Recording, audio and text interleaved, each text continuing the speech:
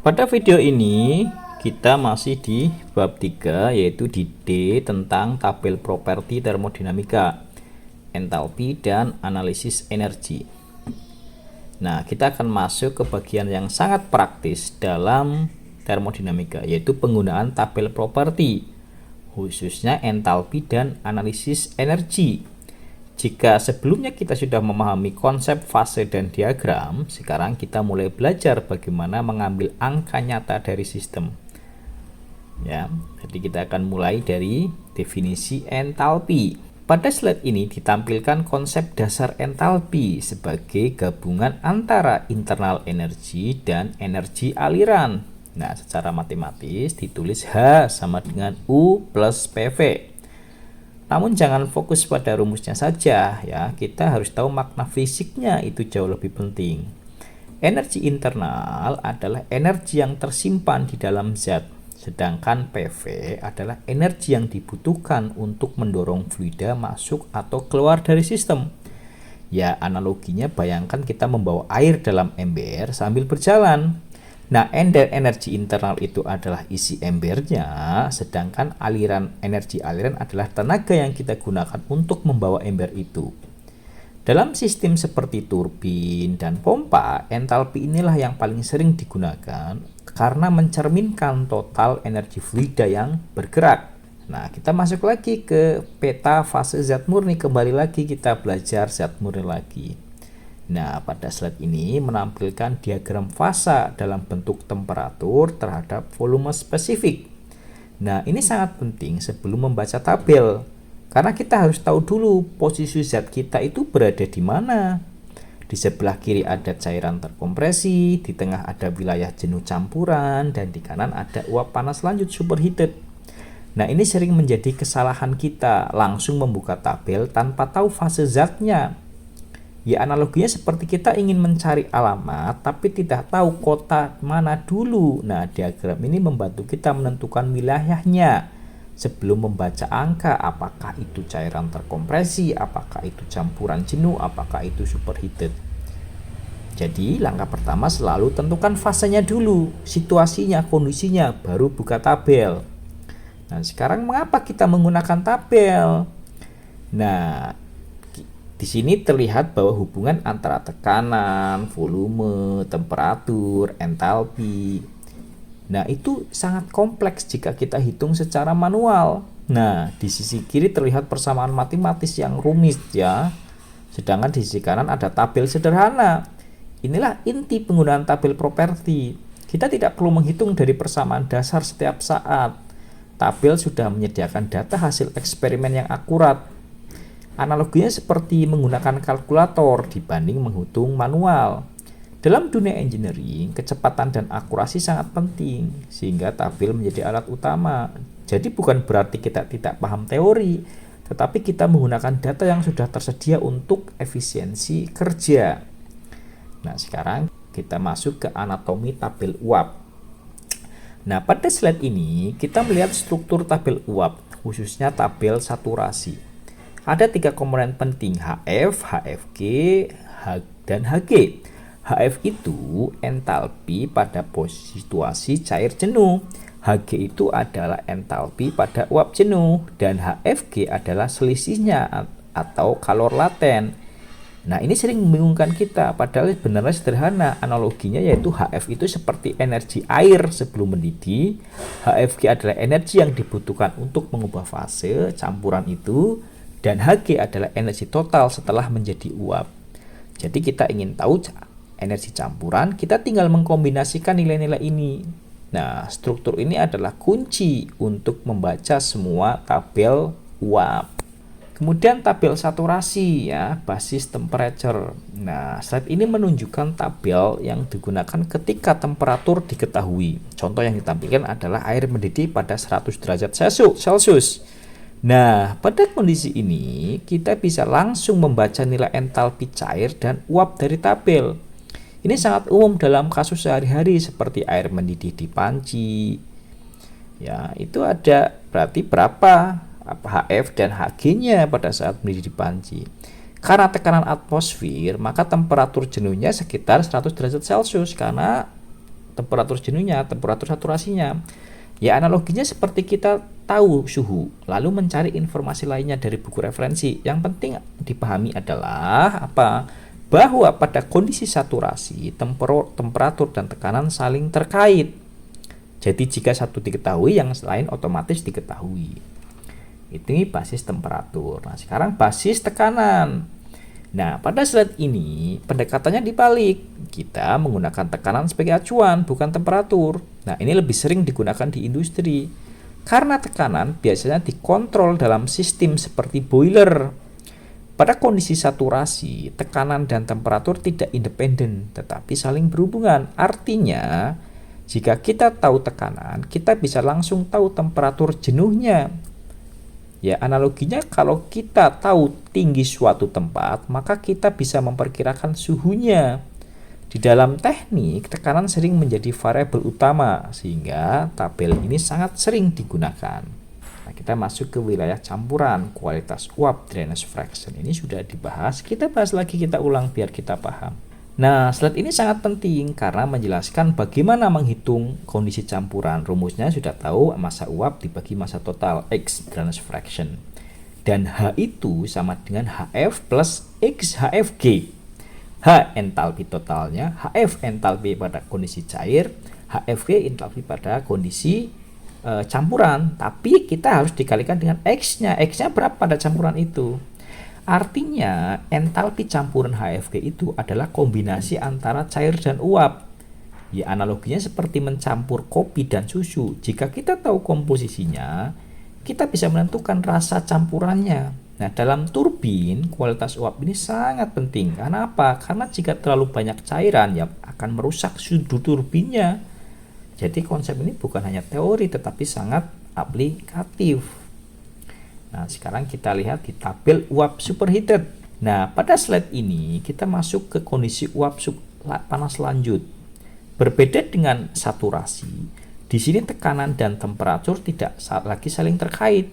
Artinya, kita harus mengetahui keduanya untuk menentukan entalpi. Jika ini sering membingungkan kita karena sebelumnya cukup satu variabel. Analoginya sederhana, seperti menentukan lokasi peta yang butuh dua koordinat kalau di superheated ini. Dalam kondisi superheated, uap sudah benar-benar kering dan lebih stabil untuk digunakan di turbin. Sehingga tabel ini sangat penting dalam analisis pembangkit uap. Nah, Anda lihat pada tekanannya 2 MPa itu temperaturnya 400 derajat Celcius. Kita perlu dua, pressure dan temperatur. Di situ kita dapat entalpi, entropi, volume spesifik. Nah, kemudian slide selanjutnya adalah tabel cairan terkompresi, compressed liquid. Nah, slide ini menunjukkan bahwa data cairan terkompresi sering tidak lengkap di tabel, oleh karena itu di pendekatan H itu sebanding dengan HF pada temperatur tertentu. Artinya apa? Entalpi cairan bisa diperkirakan sama dengan entalpi cair jenuh pada suhu tertentu. Ini karena perubahan tekanan tidak terlalu mempengaruhi cairan dibandingkan temperatur. Karena kan sudah kompres liquid. Ya, analoginya seperti volume air yang tidak banyak berubah walaupun ditekan sedikit. Nah, ini adalah pendekatan yang praktis yang sering digunakan dalam penghitungan. Kemudian tantangan, ya, data yang hilang. Pada slide ini kita ditunjukkan bahwa tidak semua kondisi itu tersedia di tabel. Ya, ini adalah masalah nyata dalam praktik. Solusinya apa? Interpolasi namanya. Analogi sederhananya seperti kita mencari nilai di antara dua angka yang sudah diketahui. Misalnya kita tahu data 200 derajat Celcius dan 240 derajat Celcius. Kita tahu entalpinya, entropinya, volume spesifiknya pada dua suhu tadi, 200 derajat Celcius dan 240 derajat Celcius. Tetapi kita butuh data di 215 derajat Celcius, padahal di tabel tidak ada. Nah, kita tidak punya data langsung kan, tidak ada di tabel, jadi harus memperkirakan. Nah, ini adalah keterampilan penting yang harus dimiliki. Caranya gimana? Nah, ini dia rumus interpolasi linear. Nah, slide ini menampilkan rumusnya untuk mengetahui data yang hilang tadi. Rumusnya Y kurangi Y1 minus Y2 kurangi Y1 sama dengan X minus X1 dibagi X2 minus X1. Nah, itu dia X1-nya, X1 Y1 Nah, XY ini yang kita cari. Kita sudah punya X1, Y1, X2, Y2. Nah, konsepnya sederhana. Kita mengasumsikan hubungan antara dua titik adalah garis lurus linear. Nah, analogi yang sangat mudah adalah menghubungkan dua titik pada grafik dengan garis. Jika kita tahu posisi di tengah, kita bisa memperkirakan nilainya. Ini bukan metode sempurna, tetapi cukup akurat untuk banyak kasus kok. Ya kan? Interpolasi, ada ekstrapolasi. Nah, studi kasus 1. Slide ini menunjukkan langkahnya dalam menghitung entalpi campuran. Pertama, ya, diketahui ya, P-nya itu 10 bar dan V-nya itu 0,15 meter kubik per kilogram. 1. Cek fasenya. VF itu lebih dari 0,15 dan kurang dari VG. Ya, ini adalah campuran. Ya. Kalau V-nya 0,15 berarti itu lebih dari VF dan kurang dari VG. Ini campuran. Nah, kita hitung drainage fraction-nya X-nya. X-nya itu V min VF, VG min VF. Kita kan tahu VF, kita tahu VG, ya kan? Maka kita tahu V kan 0,15, kita tahu X drainage fraction-nya. Nah, sekarang kita hitung entalpinya. Entalpinya sama dengan HF. Kita tahu HF-nya, kita tahu HFG-nya, kita tahu X-nya, dapat entalpi. Nah, itu contohnya, ya kan? Saya ulangi penjelasan ini. Slide ini menunjukkan nyata dalam menghitung entalpi campuran.